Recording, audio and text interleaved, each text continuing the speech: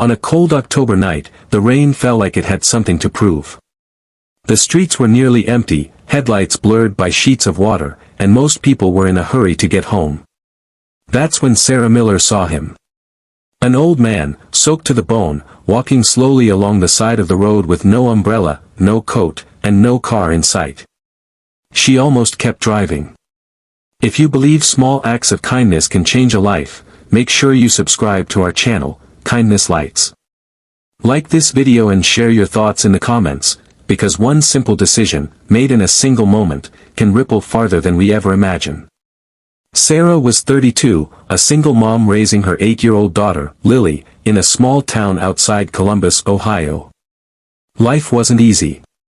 She worked double shifts at a local diner, budgeted every dollar, and drove an old Toyota that made a strange rattling sound every time it rained. That night, she had just picked Lily up from her neighbor's house after a late shift. Lily was buckled into the back seat, half asleep, her small backpack resting beside her. The rain was coming down harder now, bouncing off the hood of the car. As Sarah turned onto Maple Road, her headlights caught the figure of an elderly man walking unsteadily along the shoulder. He looked to be in his late 70s. His gray hair was plastered to his forehead. He wore a suit jacket that clung heavily to his thin frame, completely drenched. In one hand, he carried a leather briefcase that looked just as soaked as he was. Sarah's first instinct was caution. It was late. It was dark. And she had her daughter in the car. She drove past him. But in her rearview mirror, she saw him stumble. Her heart tightened. "Mom." Lily's sleepy voice came from the back seat. "Why is that man walking in the rain?" Sarah slowed down. "I don't know, baby," she said quietly. She looked again in the mirror. The man had stopped walking and was holding onto a street sign for balance. Something inside her wouldn't let her keep going. She took a deep breath, made a quick U-turn, and pulled up beside him. She rolled down her window just enough to speak over the rain. "Sir," she called out. "Get in, I'll take you home." The old man looked startled. For a moment, he hesitated, as if unsure whether to trust her. Then he stepped closer to the car. "You don't have to," he said, his voice shaking from the cold. "I know," Sarah replied gently. "But I want to. It's freezing out here." He studied her face, then glanced at Lily in the back seat. Maybe that's what reassured him. Slowly, carefully, he opened the passenger door and climbed in.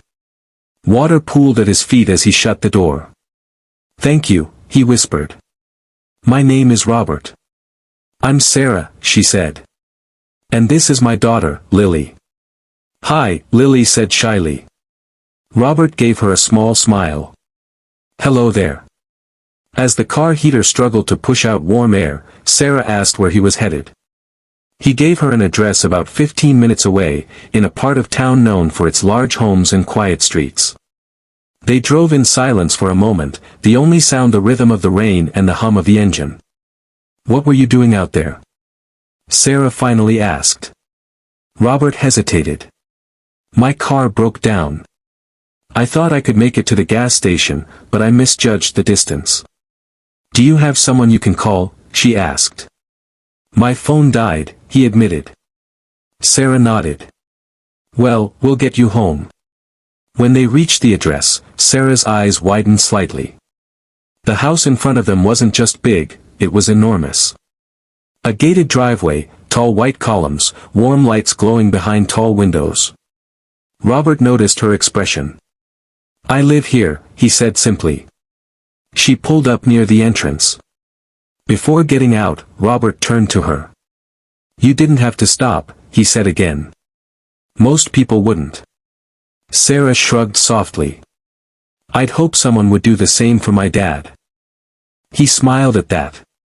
As he stepped out, he paused and leaned back toward the window. "May I ask, what do you do, Sarah?" "I wait tables at Rosie's Diner." He nodded thoughtfully. "Thank you again. You've reminded me of something important tonight." Sarah waved it off with a gentle smile. "Get inside before you catch a cold." She drove away, thinking nothing more of it. The next morning, Sarah was back at work. The diner smelled like coffee and bacon grease. It was a busy Saturday, and every booth was full. She tied her apron tighter and balanced 3 plates on her arm, moving quickly between tables. Around 10 o'clock, the bell above the door chimed. She didn't look up at first. But then the room went strangely quiet. When she finally glanced toward the entrance, she saw a tall man in a tailored navy suit standing just inside the doorway. He looked to be in his early 40s, confident but serious, with sharp features and neatly combed dark hair. Behind him stood another man holding what appeared to be a small gift box. The suited man scanned the room until his eyes landed on Sarah. He walked toward her. "Are you Sarah Miller?" he asked. She blinked. "Yes. My name is Daniel Thompson," he said. "I believe you gave my father a ride home last night." Her stomach tightened. "Your father? Robert Thompson?" Recognition dawned on her face. "Oh. Is he okay?" Daniel's expression softened. "He's fine. Thanks to you." The entire diner seemed to be listening now. "My father owns Thompson Industries," Daniel continued. "He built it from nothing. But over the years, he's grown cautious. Suspicious of people's intentions." Sarah shifted uncomfortably. "I didn't know who he was. I just didn't want him walking in the rain." Daniel nodded slowly. "Exactly." He gestured, and the man behind him stepped forward, handing Sarah the small box. "What's this?" she asked. "A small token of our gratitude," Daniel said. "And something more." With trembling fingers, she opened the box. Inside was a check. Her breath caught. It wasn't just a few $100s. It was enough to pay off her car, cover a year of rent, and start a college fund for Lily. I can't accept this," she whispered. Daniel met her eyes. "You didn't help my father because of who he was. You helped him because it was right. That kind of character is rare." Tears filled her eyes. "There's more," he said. "My father asked me to offer you something else. A position at Thompson Industries. Our community outreach program is expanding. We need someone who understands what real kindness looks like." Sarah stood frozen. She had spent years struggling, feeling invisible, doing her best just to get by. And all because she made one decision, to turn the car around. "I don't have experience in corporate work," she said quietly. Daniel smiled slightly. "We can teach skills. We can't teach heart." That evening, Sarah told Lily everything. "See?" Lily said, grinning. "I told you we should help him." Sarah laughed through her tears. "You did, didn't you?" A few months later, Sarah started her new role, helping organize food drives, scholarship programs, and emergency housing assistance. She poured herself into the work, remembering how it felt to struggle. Robert would occasionally stop by the office, always with that same warm smile. "You reminded me," he told her one afternoon, "that success means nothing if we forget our humanity." Sarah never saw herself as extraordinary. She was just a mom driving home in the rain. But that's the thing about kindness.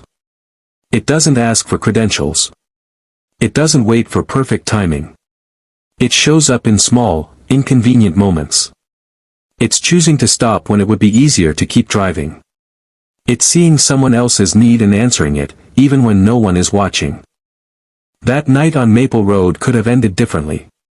Sarah could have kept going. Robert might have made it home eventually. But because she chose compassion over fear, 2 lives changed. And maybe even more. So the next time you see someone in the rain, literally or figuratively, remember this story. You never know who they are. You never know what they're carrying. And you never know how far one simple act of kindness can travel. If this story touched your heart, share it. Be the reason someone believes in goodness again. Because in a world that often feels cold and hurried, kindness is still the brightest light we have. And sometimes, all it takes is 3 simple words. Get in. I'll take you home.